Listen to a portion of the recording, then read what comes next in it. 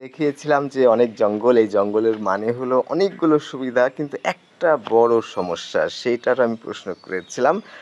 যেহেতু একটা বড় সমস্যা সেইজন্য এই যে সব কেটে ফেলেছি। এটা রেখেছি এই পাম্পকিন প্ল্যান্ট যেটা হলো মিষ্টি কুমড়া। এর বিচি নারীদের বিশেষ করে খুবই জরুরি কারণ হলো যে ইউরিন ইনফেকশনের জন্য খুবই ভালো। ইউরিন ইনফেকশন যাতে না হয় বা হলে যাতে সেরে যায়। তো এই যে কি বড় সমস্যা সেই উত্তরটা আমি আজকে দেব। সেটা হলো যে সাপের জন্য সমস্যা। এটা ধরেন গ্রিনারি সব দিক দিয়ে কোনো দিক দিয়ে খারাপ না।